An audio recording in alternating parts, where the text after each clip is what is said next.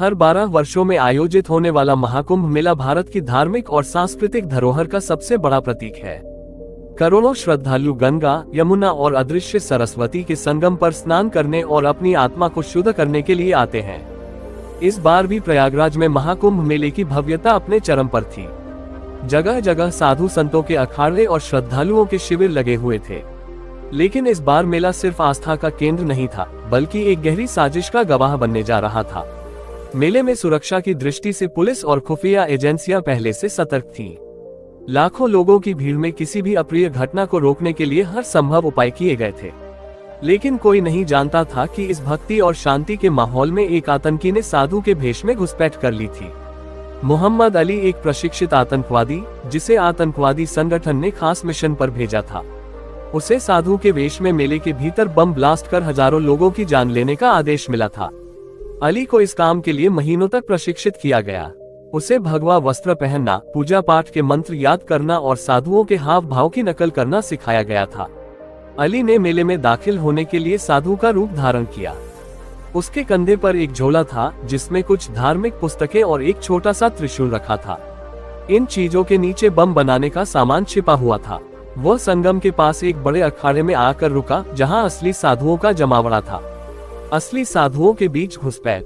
अखाड़े के साधु बेहद सरल स्वभाव के थे। उन्होंने अली को आसानी से अपने बीच जगह दे दी।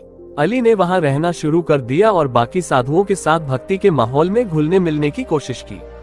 लेकिन अली को ये समझ नहीं आ रहा था कि साधुओं का जीवन कितना कठिन और अनुशासित होता है। उसे हर दिन सुबह जल्दी उठकर पूजा और ध्यान करना पड़ता था।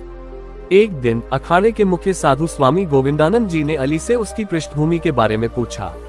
अली ने खुद को हिमालय के किसी आश्रम का साधु बताया और कहा कि वह पहली बार कुंभ मेले में आया है। स्वामी जी को उसकी कहानी पर थोड़ी शंका हुई, लेकिन उन्होंने इसे नजरअंदाज कर दिया।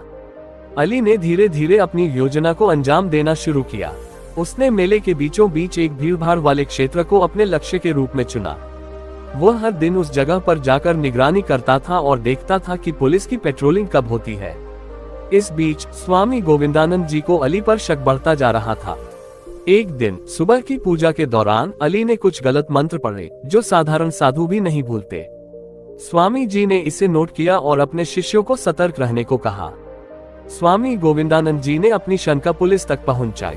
उन्होंने बताया कि नया साधु अजीब व्यवहार कर रहा है और वह असली साधुओं की तरह नहीं लगता। पुलिस ने तुरंत ही अपने खुफिया विभाग को सतर्क कर दिया। अली की हर गतिविधि पर नजर रखने के लिए पुलिस ने सादे कपड़ों में कुछ अधिकारियों को उस अखाड़े में भेजा। पुलिस ने देखा कि अली हमेशा अपने झोले को अपने पास रखता है और कभी उसे खुला नहीं रखता। अली की योजना को अंजाम देने का दिन करीब आ रहा था।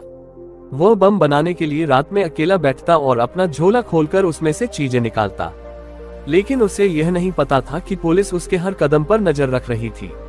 एक रात जब अली बम बनाने की प्रक्रिया में था, तभी पुलिस ने अखाड़े को चारों तरफ से घेर लिया। सादे कपड़ों में मौजूद पुलिसकर्मी तुरंत हरकत में आ गए। उन्होंने अली को रंगे हाथों पकड़ लिया। पुलिस ने अली के झोले की तलाशी ली, जिसमें उन्हें बम बनाने का पूरा सामान मिला। साथ ही मेले का नक्शा और संभावित हमले के लक्ष्य वाली जगहों के चिन्ह भी मिले। पूछताछ के दौरान अली ने कबूल किया कि वह एक आतंकी संगठन का हिस्सा है और उसे इस हमले के जरिए भारत में दहशत फैलाने का काम सौंपा गया था। पुलिस और खुफिया एजेंसियों की सतर्कता और स्वामी गोविंदानंद जी की समझदारी के कारण एक बड़ा हादसा होने से बच गया। अगर अली अपनी योजना को अंजाम देने में सफल हो जाता तो हजारों निर्दोष लोगों की जान जा सकती थी। महाकुंभ मेले की यह घटना एक याद दिलाने वाली कहानी बन गई कि सतर्कता और समझदारी के साथ किसी भी साजिश को नाकाम किया जा सकता है। श्रद्धालुओं के बीच साधु का वेश धारण कर आए आतंकवादी की इस साजिश ने दिखाया कि आस्था के नाम पर भी कुछ लोग किस हद तक गिर सकते हैं। लेकिन सच्चे साधुओं और पुलिस की तत्परता ने ये सुनिश्चित किया कि शांति और भक्ति का यह मेला बिना किसी बाधा के संपन्न हो सके। इस घटना के बाद स्वामी गोविंदानंद जी का नाम पूरे देश में गूंज उठा। उनकी सूझबूझ और विवेक ने लाखों लोगों की जान बचाई।